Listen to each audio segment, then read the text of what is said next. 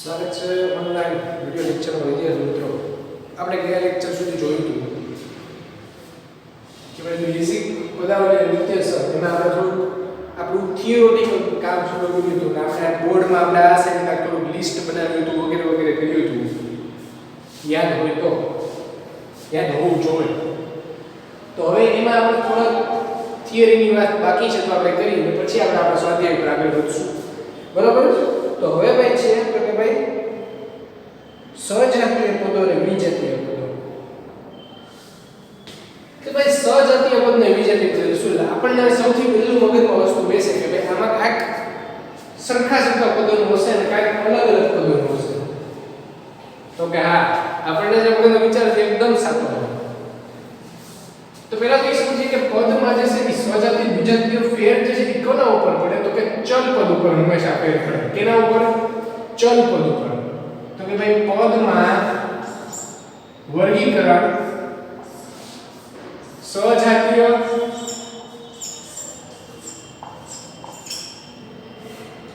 અને વિજાતીય પદ ચલ પદની કારણે ફેરફાર પડે. સમજો લ્યો એક વખત કે જે સરખા સરખા ચલના પદ હોય ને ઈ સજાતીય પદને જેવું પદ જે છે ચલ અલગ પડી જાય એટલે ચલને આપણે ખબર છે કે આપણે કેટલા લેતા કે આપણે ઈચ્છા હોય મુજબ આપણે ચલ માટે કોઈ સંખ્યા કોઈ ચિહ્ન કે કઈ લેતા તો કે ભાઈ x y z l m n બરાબર a b c કોઈ પણ લેતા આપણે એમને યાદ જ છે કે ગયા લેક્ચરમાં આપણે વાત કરી ચૂકેલા છે કે આમાં આપણે એવું કોઈ નથી કે ફક્ત x y z લેવું. તો ભાઈ એક પદાવલી આપી છે એક આખો તમને પદાવલી આપી છે તમારી પાસે એમાં દરેક પદ જો છે બરાબર ઈ સરખા એક્સ્ટ્રા સરખા પદ હોય બધામાં x x જ હોય તો ઈ દરેક પદ જે છે ઈ સજાતીય પદ થાય. જો એમાંથી કોઈ પણ પદ જે છે એ y વાળો કે કોઈ z વાળો આવી જાય એટલે કે કોઈ પદ જે છે અલગ પડી જાય પદ કોઈ ચલ જે છે અલગ થઈ જાય તો એને વિજાતીય પદ કહેવાય. આપણે સમજીએ ઉદાહરણ દ્વારા અહીં પેલા ઉદાહરણ લો કે ભાઈ 10x 15x 1000x² 2000x³ તો આ બધા પદ જે છે ને એ સજાતીય પદ છે. કેવા પદ? સજાતીય પદ. તો કે જુઓ ભાઈ દરેકમાં ચલ સરખા છે. તો કે સર તમને એક ક્વેશ્ચન થાય કે સર અહીંયા જુઓ આયાનો ભાગ તો અલગ પડી જો અહીંયા એક એક છે આ બે માન્ય આનો કે સરખા છે પણ અહીંયા તો અલગ પડી. તો કે નહીં ઘાત ભલે બંને એટલી અલગ હોય ઈ નથી જોવાનું. આપણે એટલે જ પહેલા ઘાતનો અને આધાર બનાવ્યા. આધાર તરીકે ચલ જે છે આધાર તરીકે અહીંયા ચલ જે છે એ ચલ જો એક જ જાતના હોય એટલે કે સજાતીય હોય બરાબર x x જો દરેકમાં કે અહીંયા પછી y હોય અને અહીંયા x હોય કે ઊંધું તો નહીં. બાકી જો આવી રીતે હોય તો આ બધા પદ જે છે ને એ સજાતીય પદમાં આવે. કેમાં આવે? સજાતીય પદમાં. બરાબર? એવી જ રીતે બીજું ઉદાહરણ લઈએ. આપણી પાસે કેવું કોઈ છે કે ભાઈ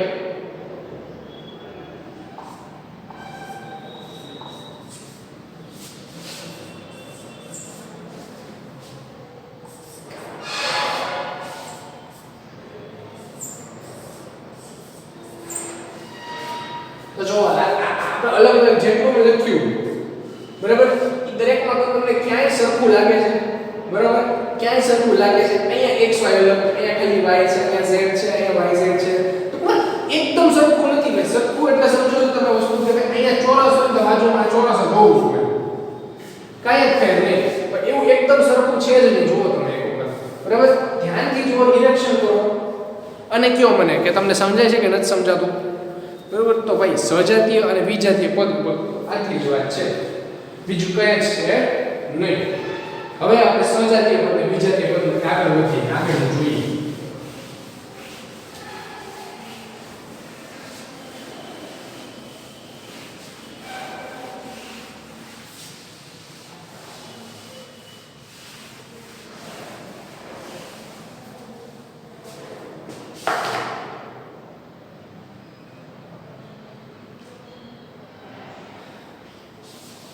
તો કે હવે સાહેબ આપણને ખબર છે કે દરેક વસ્તુ હોય તો એમાં સરવાળા બાદબાકી ભાગાકાર ગુણાકારના નિયમ આવે બરોબર. તો ગણિતમાં જે છે એ સામાન્ય નિયમ છે. દરેક જગ્યાએ તમને ભાગાકાર ગુણાકાર સરવાળો બાદબાકી બરાબર આ નિયમ હંમેશા આવવાના દરેક જગ્યાએ. ઈ પછી પદાવલી આવી ગઈ, નિત્યસમ આવી ગયું. તમે મોટા ધોરણમાં જશો એટલે કે 10મા ધોરણમાં આવશો તો તમારે ત્યાં ત્રિકોણમિતિ આવશે. ગણિતની અંદરની જ વાત કરું છું. આગળ જશો તો તમારે આંકડાશાસ્ત્ર આવશે. દરેક વસ્તુમાં ભાઈ આ ભાગાકાર ગુણાકાર સરવાળો બાદબાકી બરાબર આ ચારમાંથી કાકની ઉપર તો કાંઈક નિયમ તો આવવાનો. તમે યાદ રાખજો કે આનો સરવાળો જો આનો બાદબાકી જો એની માટે કોઈ વિશિષ્ટ નિયમ છે કે નથી, જો સરવાળો છે તો કેવી રીતે થાય છે વગેરે વગેરે બરાબર. આપણી પાસે અહીંયા બેઝિક પદાવલીનો સરવાળો અને બાદબાકી ઈ પણ આપણને ભણવામાં આવવાનું છે. એટલે હવે આપણે ઈ ભણવાનું શરૂ કરીએ. પહેલા શીખી લઈએ કે ભાઈ સરવાળો અને બાદબાકી કેમ થાય.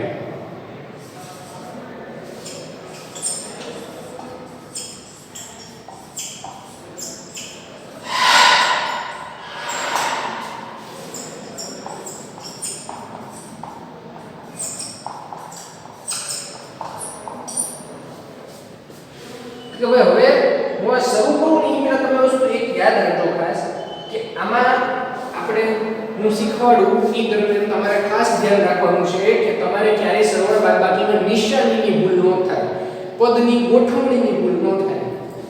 આગળ જતા કહું હું કેમ આમ કહું છું એ બરાબર. હવે આપણી પાસે એક ઉદાહરણ છે.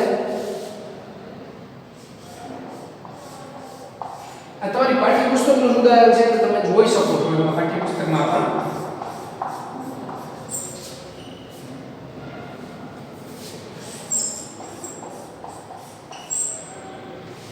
સરવાળો બાદબાકી કીધી આપણે સરવાળો કર્યો.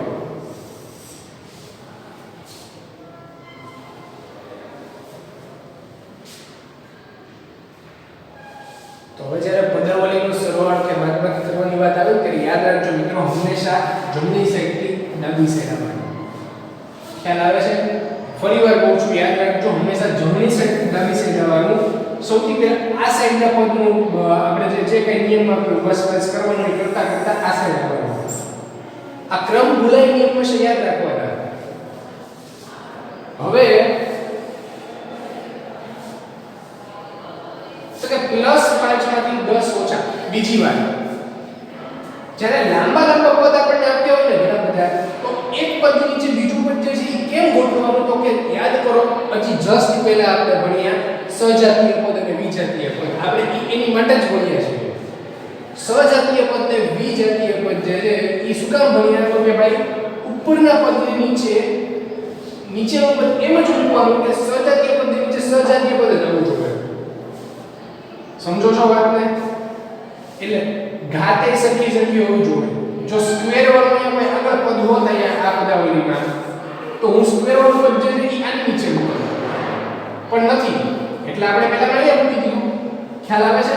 એટલે ખાલી એક શબ્દ છે એટલે આપણે અહીંયા મૂક્યું. હવે આ વસ્તુ યાદ રાખજો. ફરી એક વખત કહું છું.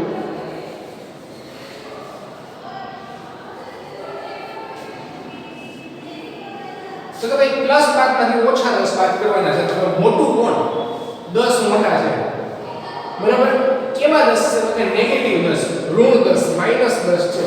આપણે નાના હતા ત્યારે સંખ્યા રેખા ઉપર છે ને ભણતા બરાબર. હવે આપણે મોટા થઈ ગયા ભણાય નહીં પણ સમજાવવા પૂરતું તમને લોકો દેખાડું છું.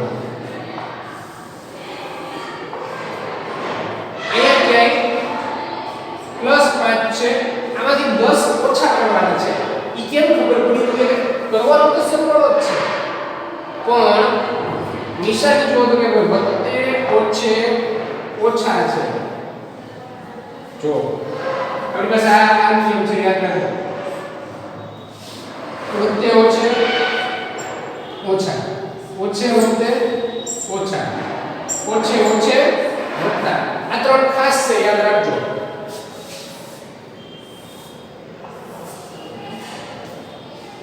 એટલે શું તો કે આ આપણે સરવાળો કરવાનો છે. ક્યાં કરવાનો છે? કોની વચ્ચે કરવાનો છે? આ બે વચ્ચે. તો કે ભાઈ સરવાળાનો નિશાની આપણે અહીંયા એપ્લાય કરો. આફ્ટર આમાં આ એડ કરવાનું છે તો ભાઈ અહીંયા તો ઓછા છે તો વત્તે ને ઓછે શું છે ઓછા છે તો અહીંયા નિશાની સરવાળાની પણ આ બે સંખ્યા વચ્ચે શું થશે બાદબાકી બરોબર આ તમને મગજમાં બેસતું છે હું શું કહું છું બરાબર કે ભાઈ પ્લસ 5 માંથી 10 ઓછા કરવાના છે બરાબર તો ભાઈ 10 માંથી 5 ઓછા કરો તો આપણને ખબર છે કે 5 વધે પ્લસ 5 માંથી 10 ઓછા કરો તો માઈનસ 5 આવે એવું આપણને ખબર છે કેવી રીતે ની સંખ્યા મુજબ આપણે જોવો સંખ્યા રેખા ઉપર જોવાનું તો કે ભાઈ એક ઘટાડો છે બરાબર તો કે 4 3 આપણે ગણતરી કરીએ 1 2 3 4 5 6 7 8 9 10 એટલે આપણે અહીંયા સુધી ઘટાડવાના છે તો જોઈએ નીચે ઘટતા છે આ કેટલા ઘટાડવાના છે ને એમ લખ્યું જો આ સંખ્યા રેખા નથી અને એમ ગણતરીમાં ન રહેતા ફક્ત સમજાવવું પડ્યું તો ભાઈ હવે ઘટાડો તો એક ઘટાડો 4 આવ્યો પ્લસ 5 માંથી 2 ઘટાડો તો 3 આવ્યો બરાબર તો 3 ઘટાડો 2 3 1 શૂન્ય આપણે ખબર છે યાદ જ -1 -2 -3 -4 અને -5 ખ્યાલ આવે સંખ્યા રેખાઓમાં શૂન્ય આવે એને ગણતરીમાં નથી લેવાનું આપણે પછી એક માંથી સીધું એક હતો એમાંથી એક બાદ કરી નાખો તો 0 થઈ જાય એ આપણને ખબર છે તો 10 માંથી 5 જે કેટલા વધે આપણે 5 પણ કેવા 5 ફરી વાર કહું છું કેવા 5 ઓછા 5 એટલે આ નિશાની જો નારવા લઈ લીધી સરવાળા બાદબાકીનો ખ્યાલ આવ્યો તમને હજી આગળ કરશું ને વધારે ખ્યાલ આવશે બરાબર હવે તો કે ભાઈ ઓછા 4 માંથી 9 જે છે એડ કરવાના છે એટલે આપણી પાસે ઓલરેડી ઓછા 4 છે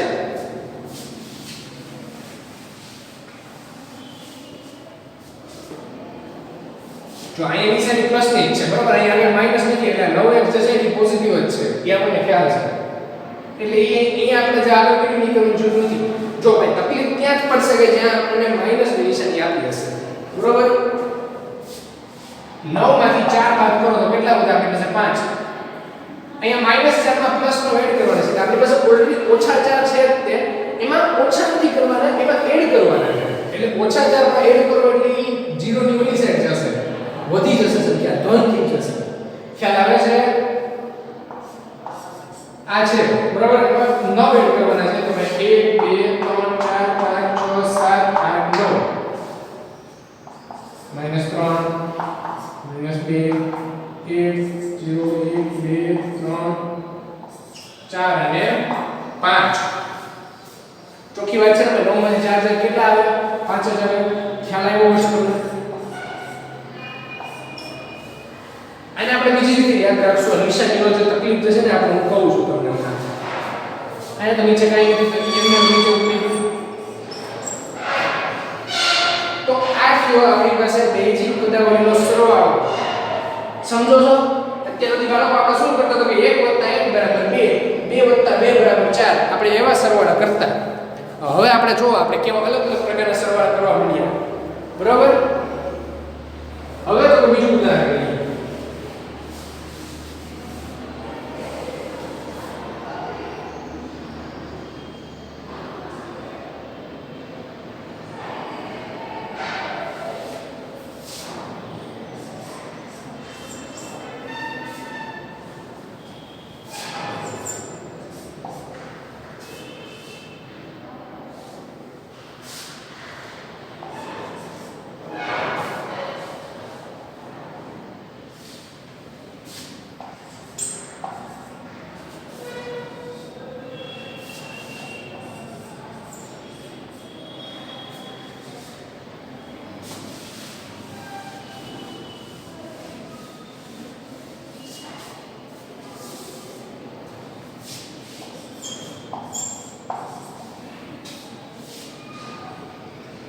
પેજ નંબર 139 ઉપર જે છે આ ઉદાહરણ નંબર 1 આપેલું છે એ આપણે ગણીએ છીએ અત્યારે આપણે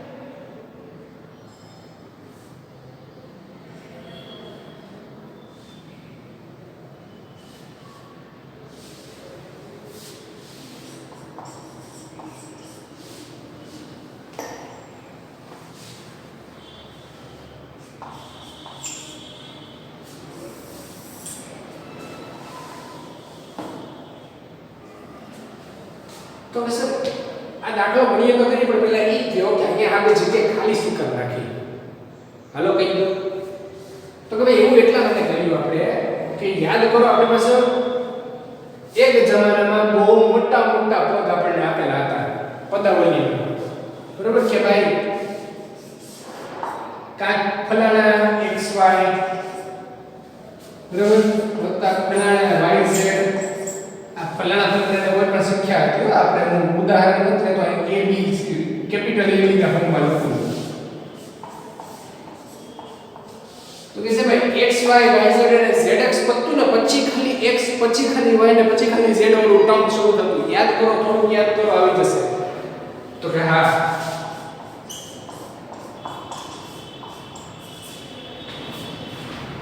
તો જોવાનું કે આપણને એક રકમ જેવી આપી છે એમાં જે છેલ્લે y આપેલો છે ખાલી y વાળો પદ આપેલો છે આમે એની એવી બીજી એક રકમ એવી આપી છે જેમાં ખાલી છેલ્લે x વાળો પદ આપેલો છે તો સૌથી છેલ્લું પદ જે છે ને એ y ને હોય ને તો ત્યારે યાદ રાખજો વિદ્યાર્થી મિત્રો કે એની ઈ જગ્યા અને એની ઉપર નીચેની જગ્યામાં x વાળો પદ છે ને ખાલી જ રાખવાનું કેમ તો કે મેં આપણે વાત કરી છે કે સજાતીય પદની નીચે સજાતીય પદ આવવું જોઈએ વિજાતીય પદની નીચે સજાતીય પદ નો અલગ આવવું જોઈએ અલગ પદ એકબીજા નીચે આવવા જોઈએ નહીં એટલા માટે આપણે જગ્યા ખાલી રાખી છે એટલે જ મેં કીધું કે સજાતીય પદ અને વિજાતીય પદ છે એ મહત્વના છે બરાબર હવે આપણે સરવાળો શું કરીએ ઉદાહરણ